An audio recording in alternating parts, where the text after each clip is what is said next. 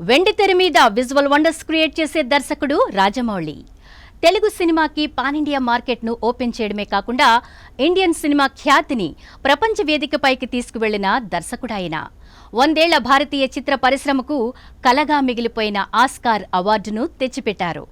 2 సార్లు 1000 కోట్ల క్లబ్లో చేరిన డైరెక్టర్, మాస్టర్ స్టోరీ టెల్లర్, దర్శక ధీరుడు అనిపించుకున్న జక్కన్న రికార్డుల పరంగా ఇప్పుడు ఎవ్వరికీ అందనంత ఎత్తులో ఉన్నారు. అయితే ఇప్పుడిప్పుడే ఆయన రికార్డులు బ్రేక్ చేయడానికి మరికొందరు డైరెక్టర్స్ ఎదుగుతున్నారు.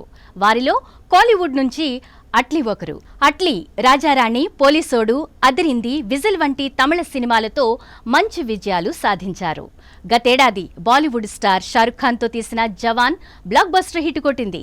బాక్సాఫీస్ వద్ద 1200 కోట్ల వరకు రాబట్టింది. దీంతో అతని నెక్స్ట్ మూవీపై భారీ అంచనాలు ఏర్పడ్డాయి. అయితే ఏడాది దాటిపోయినా అట్లీ నెక్స్ట్ ప్రాజెక్టుపై ఇంకా క్లారిటీ రాలేదు. ఎలాంటి సినిమా డైరెక్ట్ చేయబోతున్నారు, ఏ బిగ్ హీరోతో చేస్తారు అనేది తెలియలేదు. కానీ ఎప్పుడొచ్చినా తన next movie out of the world ఉంటుందని చెబుతున్నారు. ఇక అప్పటి నుంచి అట్లీ ఈసారి రాజమౌళికి ఛాలెంజ్ విసిరే సినిమాతో రాబోతున్నట్లు తమిళ తంబీలు హడావిడి చేయడం మొదలుపెట్టేశారు.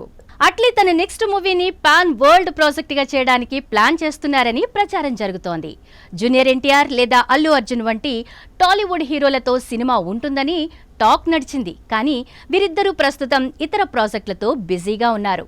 దీంతో ఏ హీరోతో చేస్తారనేది ఆసక్తిగా మారింది. అయితే ఈసారి స్టార్ కాస్టింగ్తో పాటుగా హాలీవుడ్ టెక్నీషియన్స్ని ఈ తమిళ దర్శకుడు తన సినిమాలో భాగంగా చేయబోతున్నారని అంటున్నారు.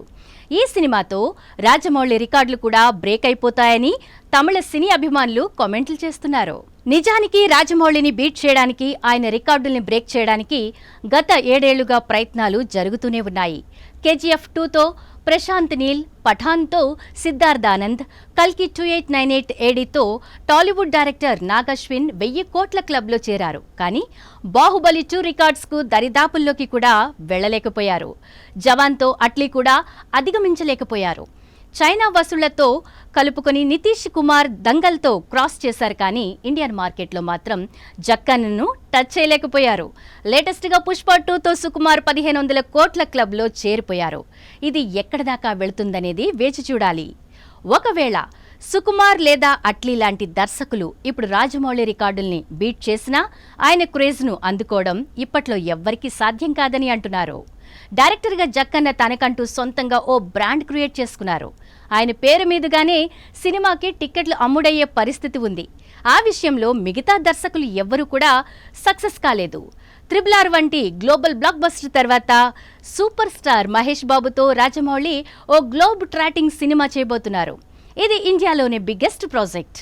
ఆల్రెడీ దీన్ని పాన్ ఇంటర్నేషనల్ లెవెల్లో రూపొందించడానికి సన్నాహాలు చేస్తున్నారు. ఈ సినిమాతో రాజమౌళి సరికొత్త బెంచ్ మార్క్ను సెట్ చేసే అవకాశం లేకపోలేదు. కాబట్టి ఇప్పుడే రాజమౌళితో కంపారిజన్స్ సరికాదని, ఆయన్ని అందుకోవడానికి ఇతర దర్శకులు నిరంతరం ప్రయత్నిస్తూనే ఉండాలని ఫ్యాన్స్ అంటున్నారు.